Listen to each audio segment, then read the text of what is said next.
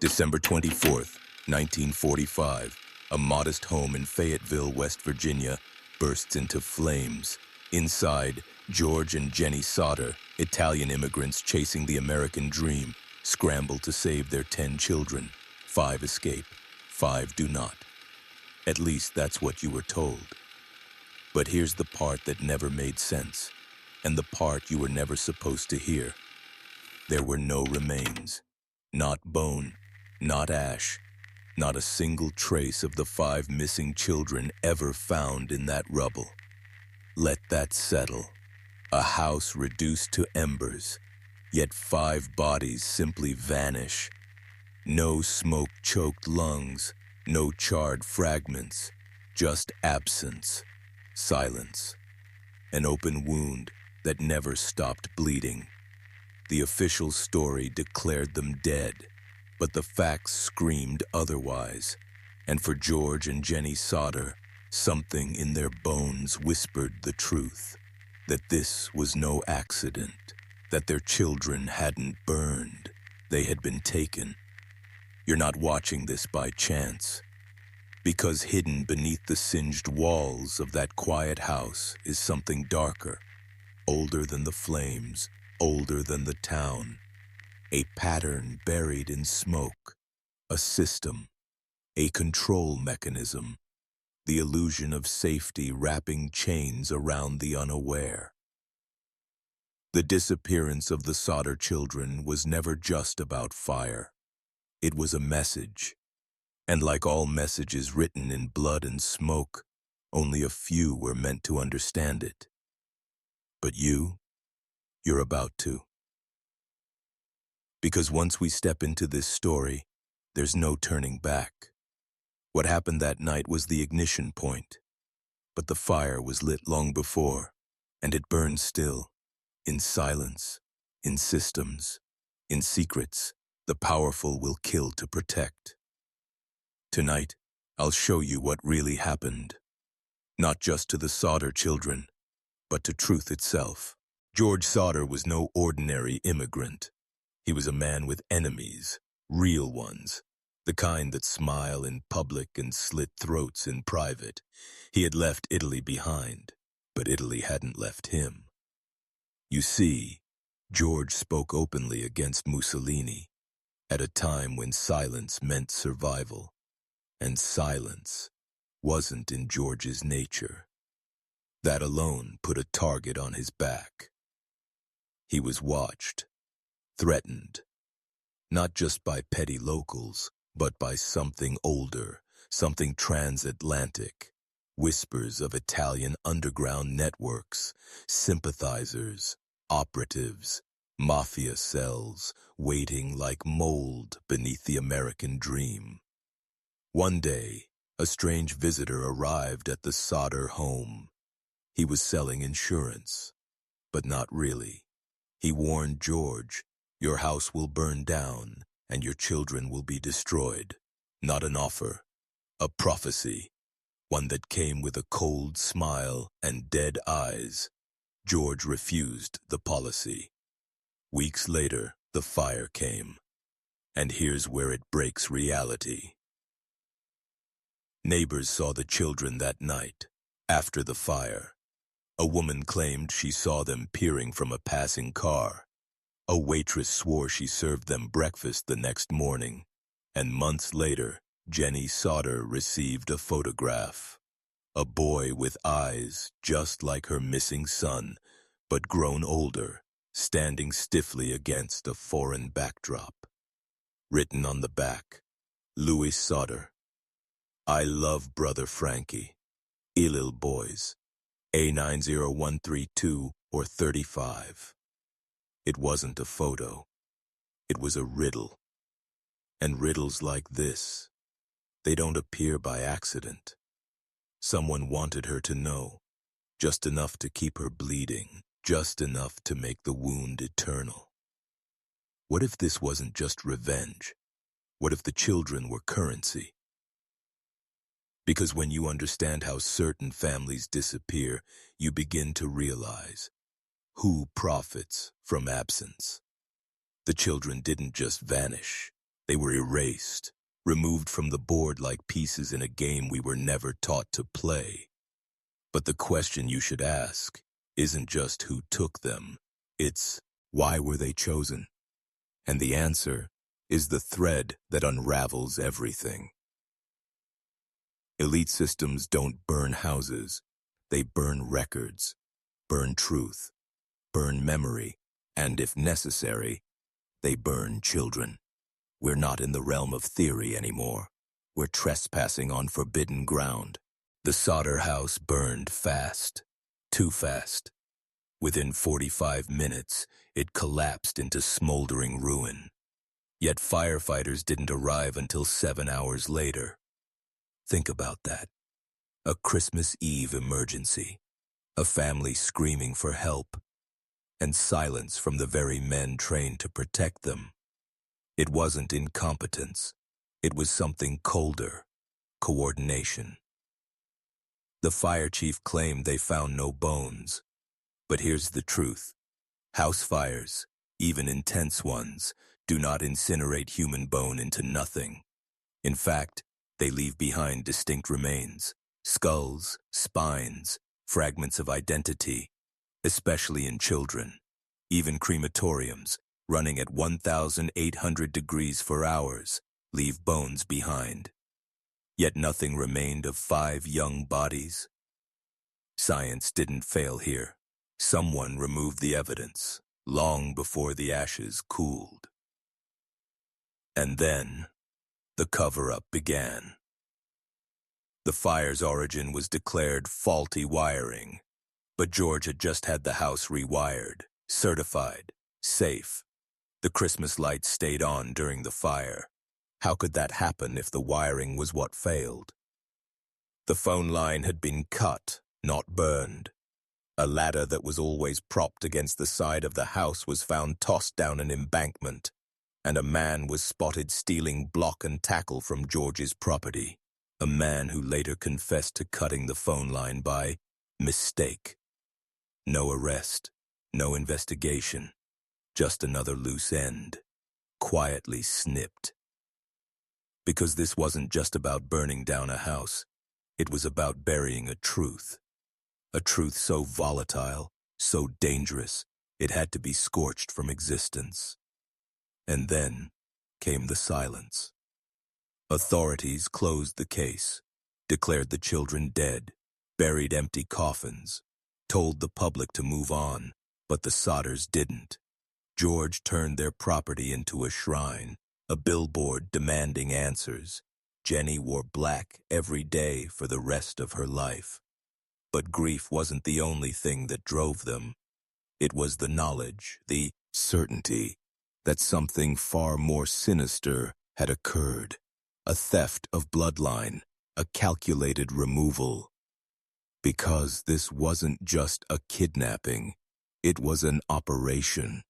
And to understand it, you have to look deeper, not into the fire, but into who benefited from it. You're standing at the threshold now. Most people look away, but you didn't. And for that, you're about to see the world as it truly is. After the fire, the Sodders did everything a grieving family isn't supposed to do. They asked too many questions. They hired private detectives, traveled across states, plastered highways with signs, refused to grieve quietly. And for that, they became a threat. Not to the public, but to a structure designed to bury the inconvenient. Because when families refuse silence, systems respond. Police stopped cooperating. The FBI refused to open a case, claiming there was no federal jurisdiction, as if child abduction isn't a federal crime. Local officials grew hostile, dismissive, evasive. Every lead the Sodders uncovered was quietly swept under the rug. One private investigator they hired in Kentucky tracked a possible lead and vanished. No report, no return, just gone. And what of that photo Jenny received years later? A man resembling her son Louis, alive, older, posed awkwardly like someone forced into place. Experts analyzed it. The resemblance was undeniable, the writing cryptic. But authorities refused to investigate. They had already buried the story. And here's the part you're not supposed to think about. What if the story was never just about 5 missing children? What if the Sodders stumbled into a much older current, one that runs beneath our society like a poisoned river? Because every now and then, a family touches the perimeter of power. Not money, not politics. Power, the kind that operates without names, without borders, without faces. And when they do, they pay. Not with fines, not with prison time. With silence. With children. Ask yourself, who benefits from children disappearing without a trace? Who uses trauma as ritual? Who orchestrates grief so profound it fractures the psyche? In every civilization, there are blood rites. Sacrifices made not to deities, but to maintain structures. Every empire demands something in return for its illusion of order. So, we demand labor, others demand faith, and some demand innocence. The Sodder children weren't just lost. They were taken as part of a ritual older than America, cloaked in bureaucracy, fire, and lies. You've felt it before, in news stories that don't add up, in disappearances explained away by coincidence, in your own instincts. Because this isn't just about 1945. It's about now, about who disappears today, and who stays hidden behind the flames. By 1950, the Sodders had become a national embarrassment, not because they were wrong, but because they refused to shut up. In a world that punishes persistence, their search became a threat. Media stopped covering them. Journalists mocked them. Officials labeled them delusional, hysterical, obsessed. But obsession is what happens when the system won't let you grieve. Jenny Sodder once said, "I will know if they died in that fire." A mother knows. Her voice didn't crack. It sharpened. Because beneath the black dresses and quiet sobs was a woman who understood she wasn't dealing with chance. She was dealing with ritual. Look deeper, and the symbols begin to emerge. The ladder moved. The phone line cut. A strange car parked near the house. A series of mysterious men asking about the Sodder children weeks before the fire. Patterns too precise to ignore, too coincidental to be coincidence. And still, no investigation. Because this was never about solving a mystery. It was about controlling the narrative. You see, once the world believes a story is over, it dies, even if the truth lives on. That's the real power of institutional manipulation. Not lies, but the ability to exhaust your curiosity, to make you second-guess what your soul knows. That's the weapon.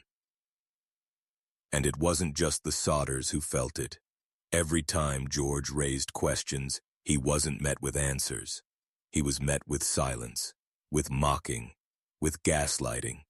The truth was buried, not under the rubble, but beneath the weight of collective disbelief. Think about that. A family loses 5 children under impossible circumstances, and the world tells them, "Be quiet. Be grateful you have 5 left. Move on." It's psychological warfare. Grief turned into social punishment. And it works, on most. But not you, not them, not anymore.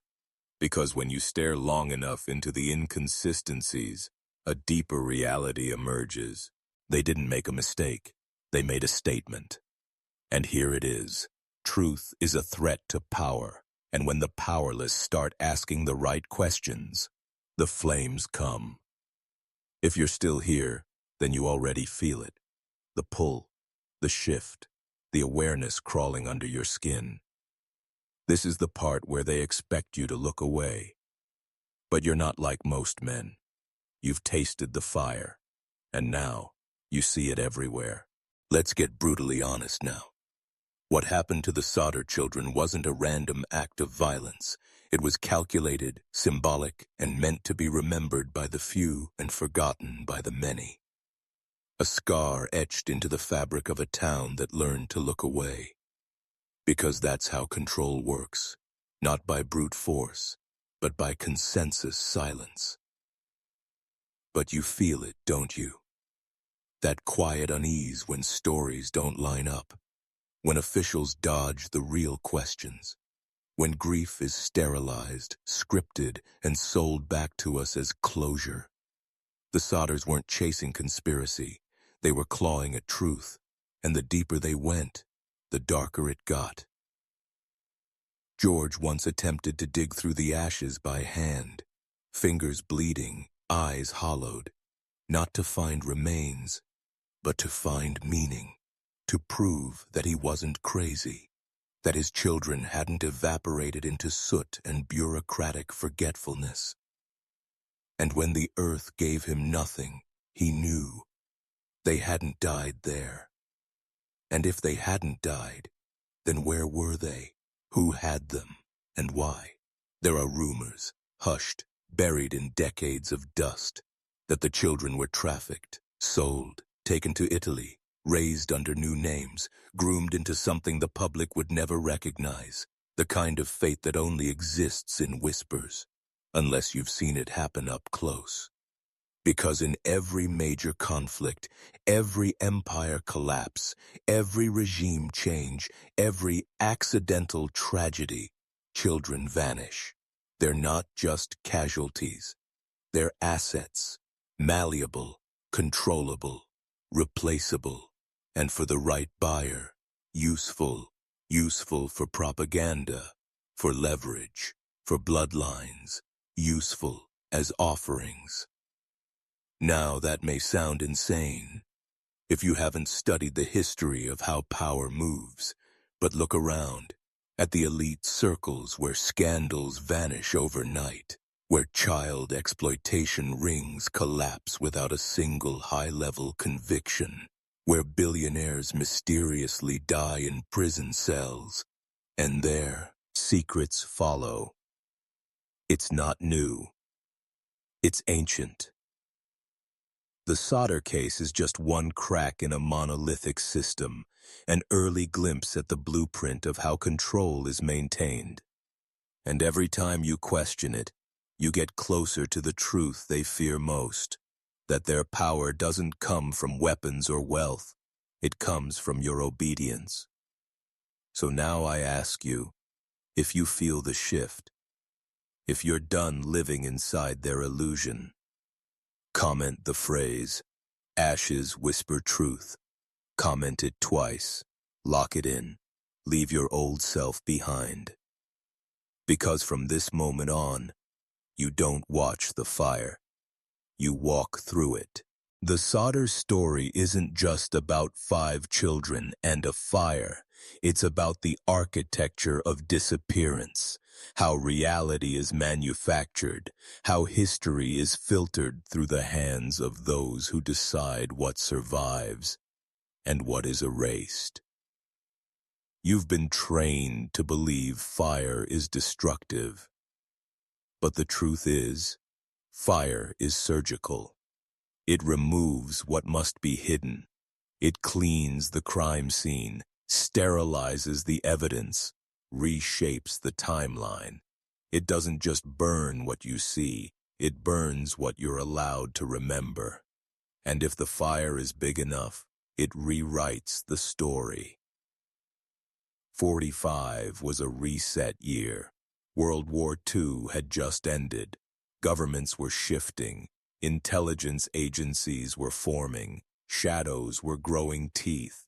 And in the middle of all that chaos, one house in a quiet town goes up in flames and 5 children vanish like they were never born. Now ask yourself, was this the perfect cover, or was it a test?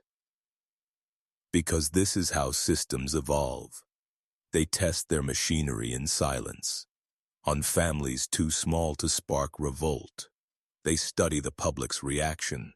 They watch who asks questions and who obeys the first official answer. If the model works, it's repeated, scaled, weaponized. The Sodders weren't just victims, they were data. And here's what the data proved.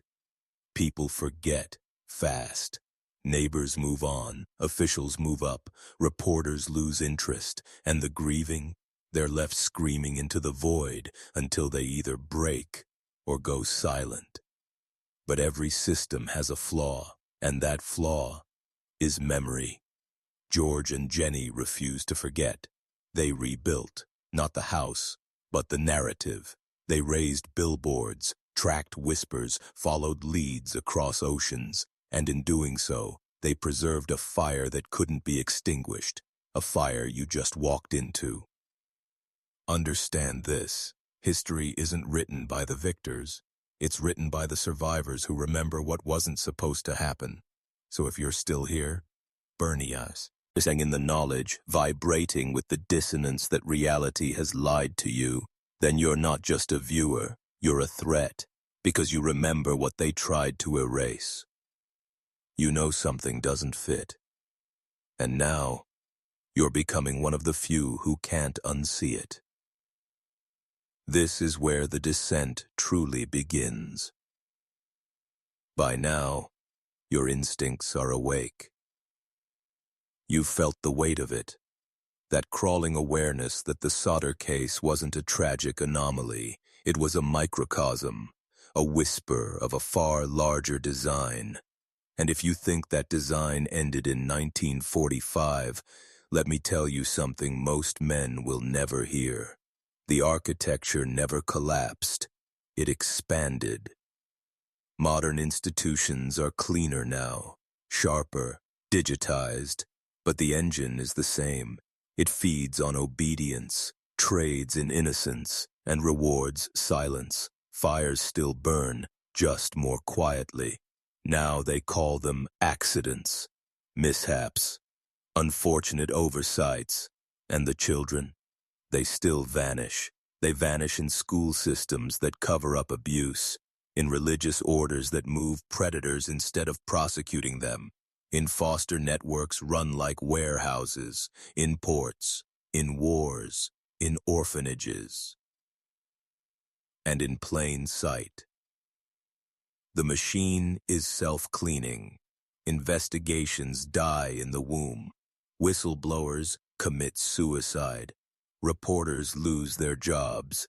Families are buried under bureaucracy until their memories collapse under the weight of unanswered questions. But every once in a while, a family like the Sodders refuses to play along. And that's when you see the machinery panic. They were offered closure, refused it. Offered hush money, refused it. Offered plausible stories, refused it.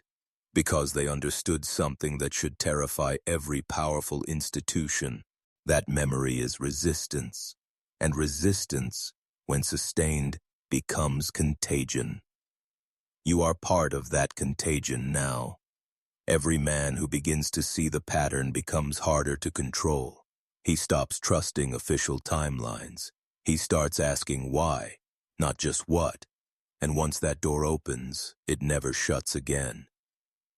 That's why they want you numb, distracted, addicted, entertained, drenched in dopamine but starving for truth. Because if enough men woke up and remembered what was taken from families like the Sodders and from themselves, this system would crack. So here you are. Another step deeper. No more smoke. No more fiction. Only raw, weaponized truth. You're not lost. You're on course. And the deeper you fall, the more clearly you'll see. The fire wasn't meant to destroy the children. It was meant to destroy the map. But now, you're rebuilding it. Look around you. Every detail of the Sodder case was blatant. The ladder moved, the phone line cut, the windows shattered, not from heat, but from outside impact. The truck, George's only means to reach help, disabled, both engines at once. That's not chaos. That's choreography. But here's the brilliance of psychological control. The more obvious the manipulation, the more absurd it sounds when spoken aloud. It's not that the truth is hidden. It's that the truth is so grotesque, so unnerving, so coordinated, that the average man rejects it to preserve his sanity. Because once you see it, you're not allowed to go back. That's why most men never cross the threshold. They hear stories like this, and they flinch. They call it conspiracy, coincidence, grief delusion. Because it's easier to mock than to believe that there are people, networks, institutions that would burn children, erase records, and gaslight a nation just to protect a secret. But you didn't flinch. You kept watching, kept following the evidence into the abyss. Because part of you already knows this world doesn't operate the way they told you.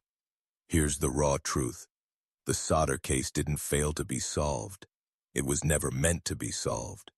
It was a demonstration, a message coded in tragedy. Not just to the Sodders, to all of us. Obey, or your story will be stolen. Ask questions, and your family will be rewritten. Push too far, and history will treat you like madness. That is the price of forbidden memory. But you're not crazy. You're not a conspiracy theorist. You're a man digging through the smoke for something real. You see, once they erase your story, you no longer exist in their system. You become untraceable, disposable, just like those 5 children. But memory is dangerous. And right now, you are remembering for them. You are carrying the weight they were never allowed to speak. And as we descend further, I need you to stay sharp, stay angry, because what comes next isn't just about loss. It's about the ancient ritual mechanics of control, and who benefits from feeding on the forgotten.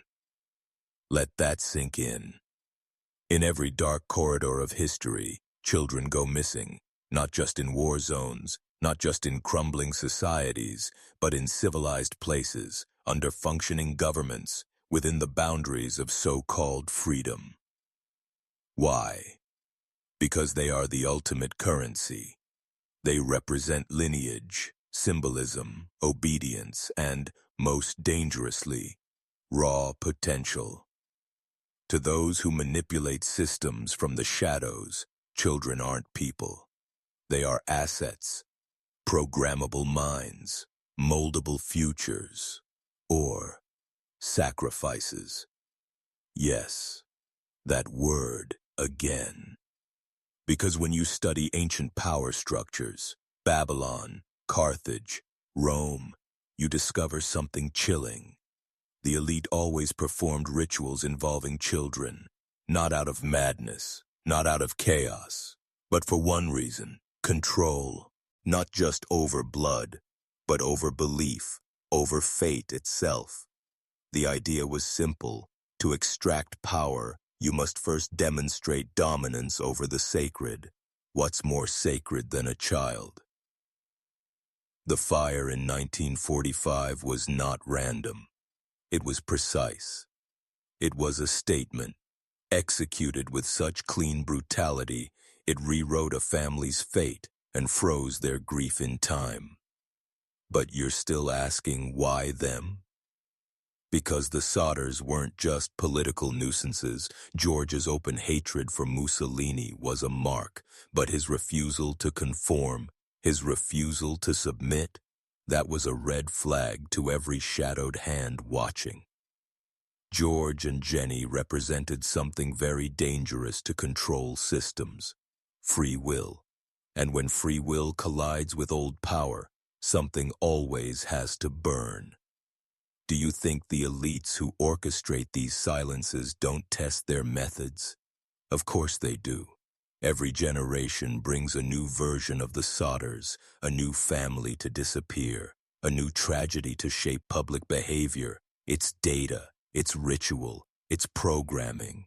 And the rest of us, we're conditioned to look away, to say, that was long ago, to say, that couldn't happen now. But it is, still, every day, every system. And it's not until you understand that children are the most symbolic form of human control that you start to see how deep this goes. This isn't just about a fire, it's about a forge. A ritual of reshaping memory, bloodlines, and truth itself.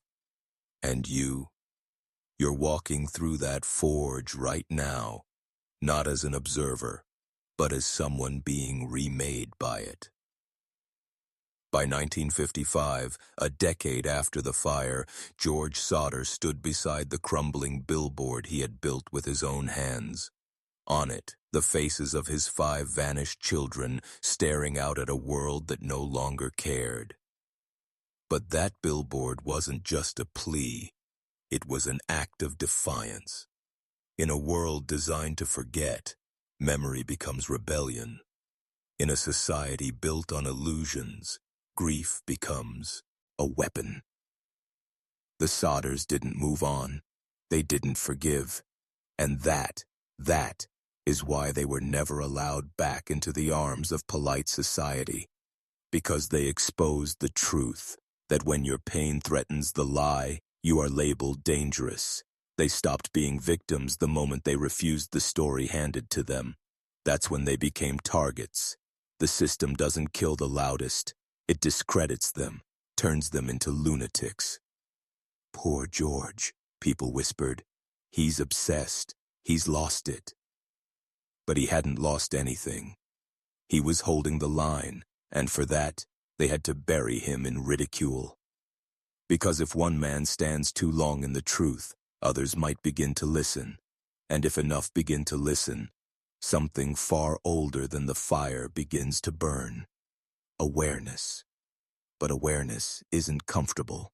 It costs you everything. Your certainty, your innocence, your belief in the systems you were raised to trust. And that's why most never follow the truth all the way down. Because truth doesn't free you. It changes you. It remakes you into something harder, heavier, hungrier. And once you awaken into that version of yourself, you don't belong in the old world anymore. You don't smile the same. You don't watch the news the same. You don't trust the polite language of authority anymore. Because once you've seen how they erase 5 children from existence and call it a tragedy, you start to see how they erase entire generations and call it progress. This is the moment of no return. You're not chasing ghosts anymore. You're confronting the rituals of power. You're stepping into the forgotten spaces where memory bleeds into myth and truth becomes too dangerous to speak aloud. But speak it you must, because the deeper we go, the more you'll realize.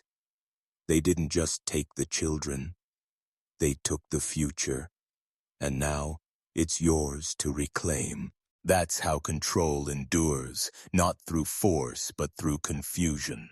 1,000 conflicting reports, witnesses who change their stories, photographs that surface, then vanish, letters with no return address, officials who speak in riddles, and always, just enough ambiguity to keep the masses docile and the survivors in mental chains. In 1968, the Sodders received that final photo. A young man, sharply dressed, standing against the cheap backdrop, bearing an uncanny resemblance to Louis Sodder. Jenny studied it for hours, her fingers trembling. George stared at it until the edges curled from the heat of his hands. They sent it to investigators. They begged for analysis. No one responded. Why? Because if even one child survived, the entire narrative burned to ash, and with it, the illusion of a just world. So the photo was buried, not by fire, but by silence. That's how the machine works. It doesn't eliminate all evidence. It leaves just enough to haunt, to paralyze. to twist certainty into obsession. So you chase shadows while the architects walk free. But now you see it, don't you? The Sodder case was never meant to be solved. It was meant to become a cautionary tale for people like you. A quiet threat to those who dig too deep. Look what happens when you ask the wrong questions. But we're not afraid of those questions anymore. We're not confused. We're not distracted. We are focused. Because this isn't just about the Sodder children. It's about a system that still functions, untouched, elegant in its cruelty. And whether it calls itself a government, a church, a corporation, or a network, it survives the same way, by breaking the mind before it ever breaks the body. That's why they target children. Children are the last pure thing, the final spark of untainted will. If they can control the child, they don't need to control the man. If they can erase the child, I can unwrite the future. So when 5 children vanish and the world moves on, that's not failure.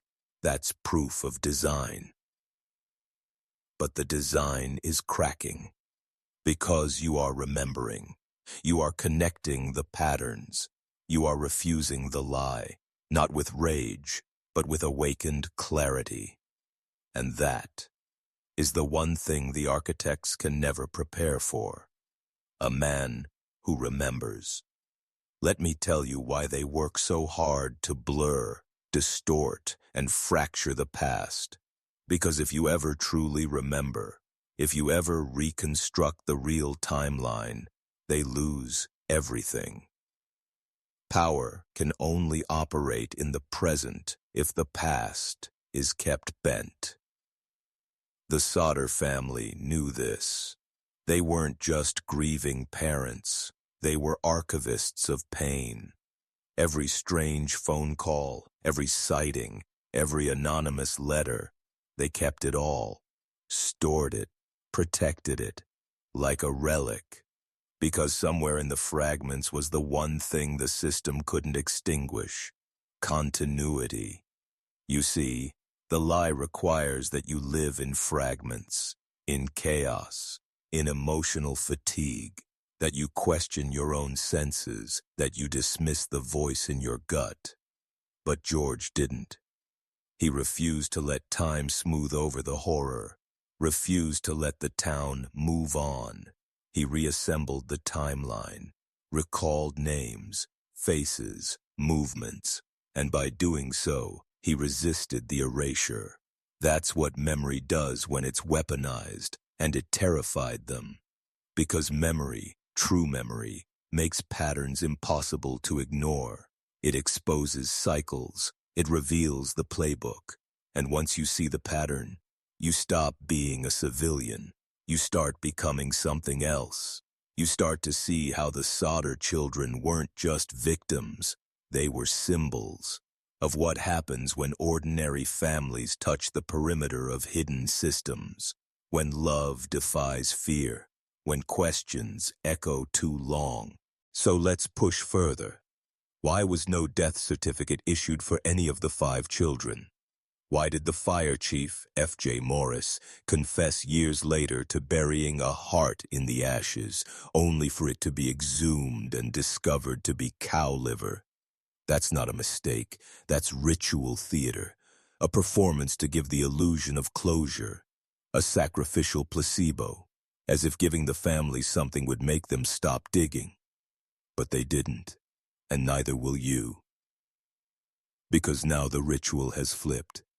The memory they tried to burn is burning them, through you, through this reckoning, through your refusal to accept the narrative.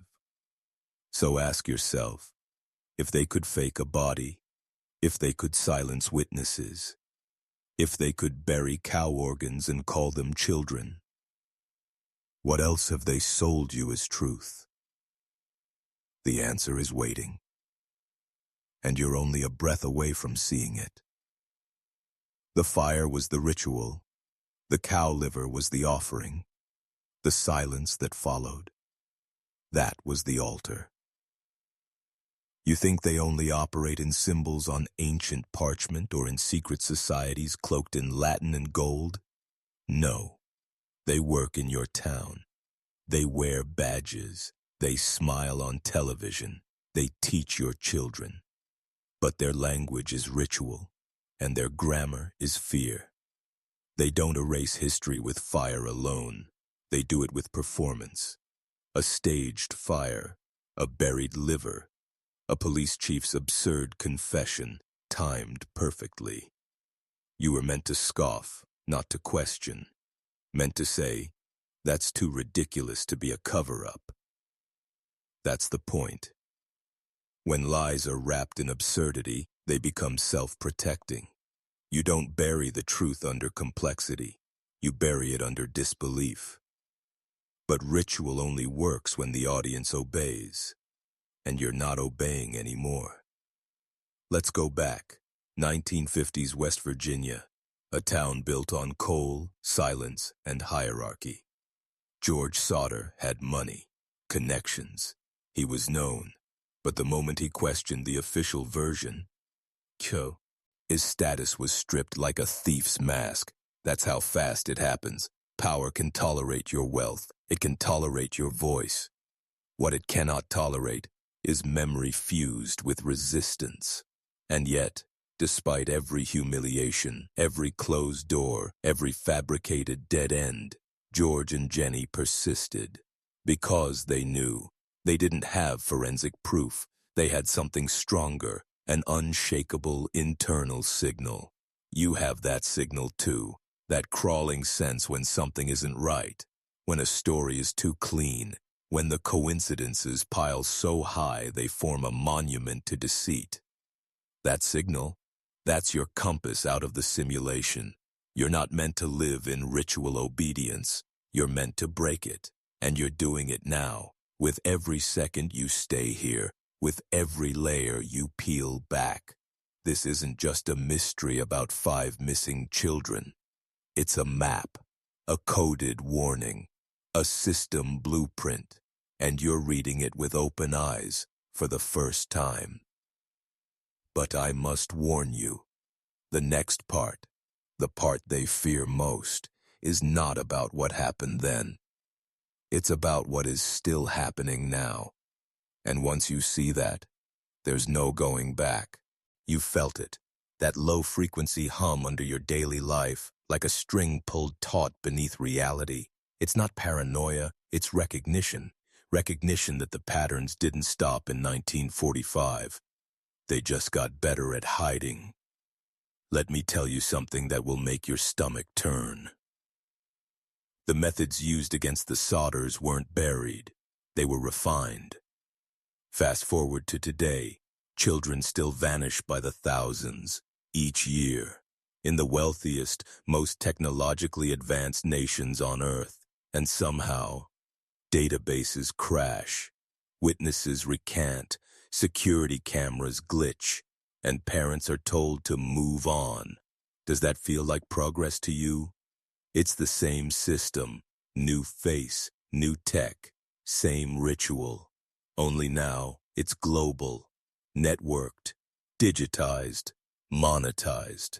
And while we are flooded with alerts and amber banners, the deeper, darker disappearances vanish without a whisper, because those aren't meant to be found. They're used.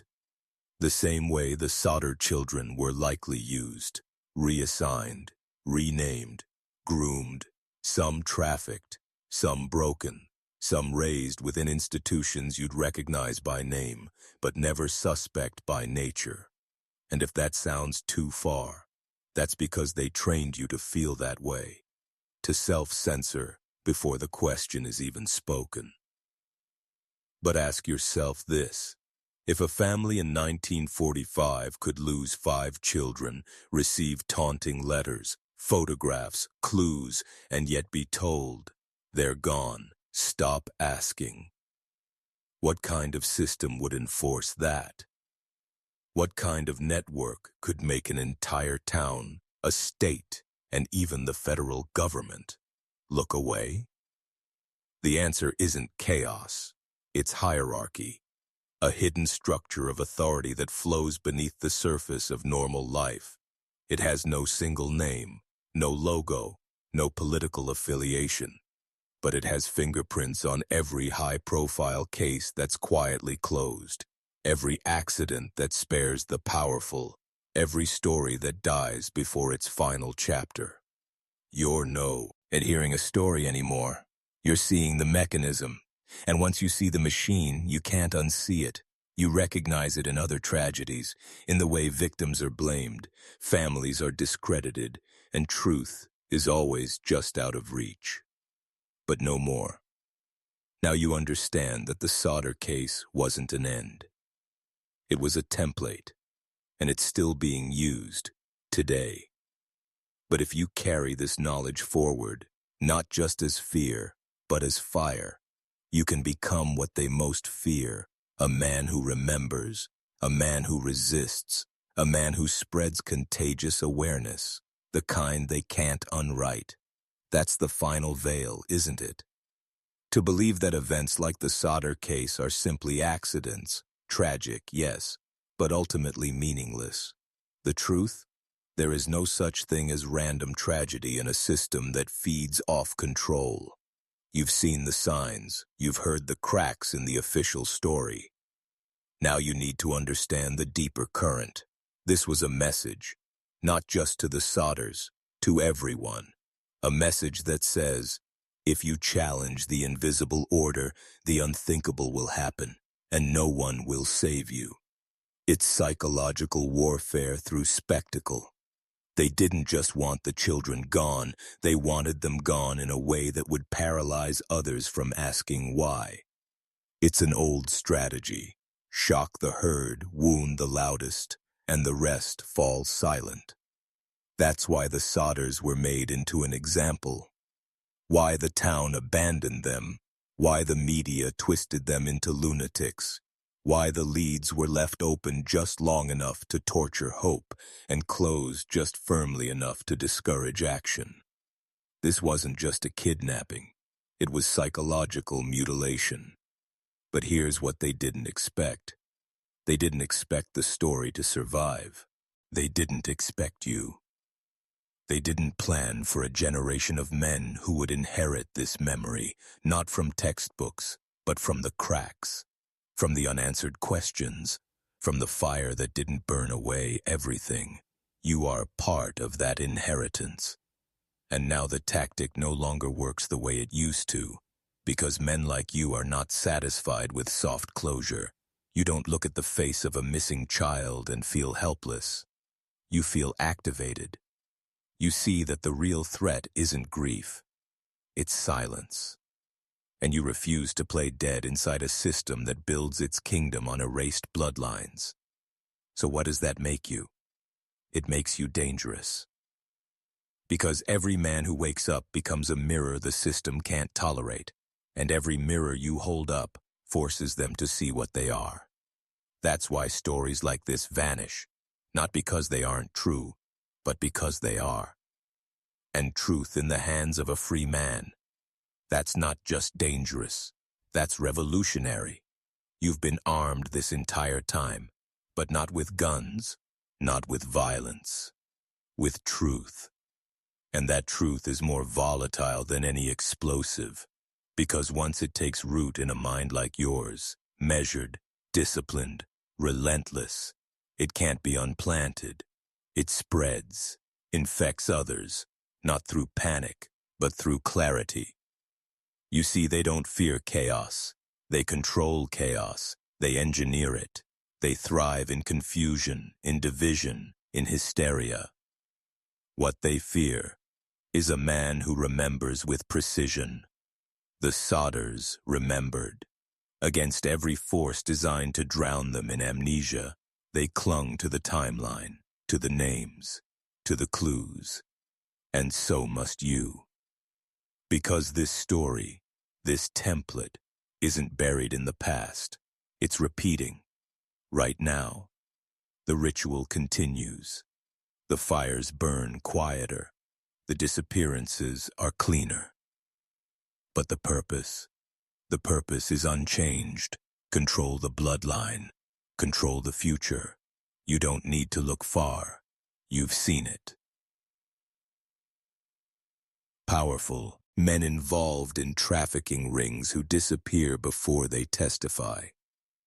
Documents sealed for national security. Cameras malfunctioning at the exact moment of a key event. And always, always a grieving parent, begging for truth, surrounded by smirking officials and vanishing evidence. They used to do it with fire. Now they do it with protocol, with legislation, with public sympathy and private silence. But the playbook is the same. The Sodder fire was a ritual not to destroy life, but to claim dominion over memory. To show that even 5 children could be vanished, their bones stolen by the system, and the world would watch it happen and forget. You didn't forget. You weren't even there, and yet you remember it like it's your own, because on some level, it is. Every time power erases someone and gets away with it, they erase a part of you, your courage, your certainty, your capacity to fight, but no more, because you're not looking at the fire anymore. You're looking through it. And what's on the other side is the face of the architect, not a man, not a party, but a structure.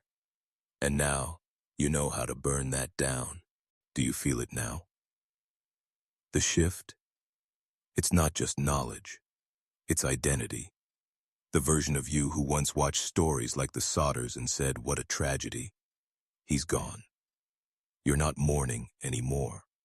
You're tracking. You've crossed the line from empathy into awareness, from awareness into alignment. Because you're not just listening to this story, you're part of it. Every man who carries the memory of what they tried to erase becomes part of the resistance, quiet, deliberate, and far more dangerous than rage. Because you don't need the world to believe you. You just need the world to stop believing them. That's what terrifies the architects, that you might talk to someone, that you might wake up a brother, a son, a father, that a seed might take root where they once had control, because the illusion only works if you stay isolated. But now, you're building connections. You're joining a silent network of men who see through it, not through loud protests, but through memory warfare, through knowledge, through clarity, through the quiet refusal to obey the rituals of forgetting. George Sodder wasn't a conspiracy theorist. He was a father who refused to play the role they assigned him, and in doing so, he became something more, a signal, a blueprint, a reminder that some fires don't consume, they illuminate. They thought the billboard was desperation. It was a declaration. We remember. We won't forget. We will never stop asking. That billboard didn't just hold 5 faces. It held 5 futures stolen by a system that feeds on silence. But the fire didn't end in Fayetteville. It didn't die in 1945. It's alive now, in you. And the question is, what will you do with it? Will you let it burn you out, or will you forge something from the ashes they left behind? Because memory, when wielded by a man like you, is no longer remembrance. It's resistance. And soon, it will be revolutio. Car. They don't just want your silence. They want your resignation, your surrender to a world where truth no longer matters. Because if they can sever you from truth, they sever you from yourself. That's what happened in Fayetteville. Not just to the children, but to the town. A spiritual fracture. Neighbors stopped looking. Officials closed their eyes. The entire community was conditioned to not care. It didn't begin with violence. It began with subtle cues. A sheriff shaking his head, A headline implying madness, a priest urging acceptance, a whisper that said, maybe the kids did die in that fire. That's the final layer, not suppression of facts, but corruption of belief. Because when you accept their version of the story, even when your instincts scream otherwise, you're not just being lied to, you're being reprogrammed. That's why this matters more than just a 1945 cold case. This is about defending your inner signal, that fire inside you that refuses to bow, refuses to forget, refuses to let their ritual take root in your soul. It's about protecting that last piece of you they can't digitize, monitor, censor, or burn. Your discernment. George Sodder never lost that. He stared at ashes that weren't his children. He stared at official documents written in lies. And still, he remembered. Still, he believed what he saw. That's spiritual defiance. That's what you're stepping into now. Because this isn't about obsessing over darkness. It's about mastering it. It's about taking their tools, their rituals, their narratives, their theater, and turning it inside out. You don't fight fire with fire. You fight it with witnessing. You fight it by never allowing the story to die. Not just the Sodders, but every story like it that ends in silence. This is why they want your attention short, your emotions numbed, your memory fractured. Because a man with clarity is a man they cannot program. And you're becoming immune. You don't follow the ritual anymore. You are becoming something else. Not a spectator, a sentinel. You were never supposed to get this far. Not in their blueprint, not in their system. This deep into the darkness, most men look away. They joke, they numb out. They rationalize the horror and wrap themselves in the warm lie of coincidence. But not you. You walked into the fire, eyes open, and you found something they feared you would. Identity. Not the hollow mask the world gave you. Not the docile citizen. Not the obedient man. But the version of you that remembers. The version that sees patterns. The version that once awakened cannot return to sleep. That is the greatest threat to the architecture of silence. Because now you understand. The Sodder case wasn't just about 5 children. It was about you. About whether you would believe the official version or trust the signal inside your bones. About whether you'd dismiss it as a historical oddity or see it for what it is. A template of control. And now, the templates are everywhere. From schools to media, from false flags to false comfort. They want you anesthetized, programmed, predictable. But something broke when you chose to listen this far, and in that break, a new man was formed. He doesn't swallow headlines without question. He doesn't let trauma be turned into theater. He doesn't tolerate silence disguised as peace. He investigates. He remembers. He builds resistance out of memory. Let them call it conspiracy. Let them laugh. Let them dismiss you. Because you've crossed the threshold. You're not here for approval. You're here for reclamation. You are part of the lineage now. The hidden brotherhood of men who hold the sacred duty of never forgetting what power tried to erase. So carry this forward. Into every conversation, every silence, every moment where you're told to move on. You don't move on. You move deeper. And from the depths, you rise. Flames in your eyes. Ashes on your hands, not to destroy, but to rebuild the world that should have been.